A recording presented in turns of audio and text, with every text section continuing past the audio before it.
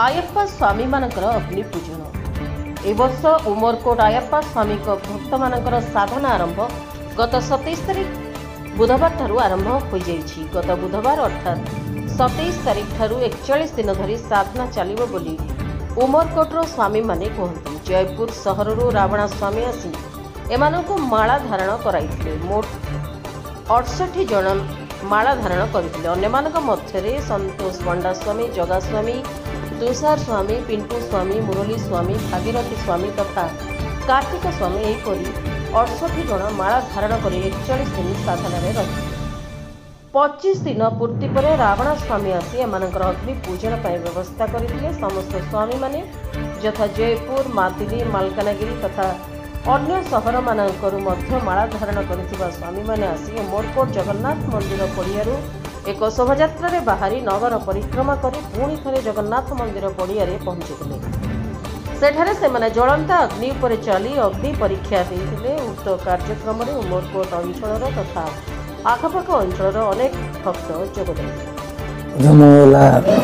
जगा स्वामी गत 18 तारिख दिन आम उमरकोट जगन्नाथ मंदिर पड़िया ठारे एक अग्नि पूजार आयोजन करा माला धारण कर 25 दिन हेबारू आमर जयपुर रावणा गुरुस्वामी जी आमको माला धारण करथिले। तांके आमर अग्नि पूजार आसी आमर अग्नि परीक्षार बाट देखैथिले एवं तांके आसी अग्नि पूजा करथिले। आम समस्त स्वामी गोटे 25 दिन पर अग्नि चलिकी आम अग्नि परीक्षा कलु। आमर बहुत दूर दूरांतर जे मातली, मालकानगिरी, जयपुर, बरगुमा समस्त दूर दूरांतर स्वामी मैंने आसते आमर अग्नि पूजा जोग देते। भक्त दूर दूरांतर आसी आमर अग्नि पूजा जोग देते।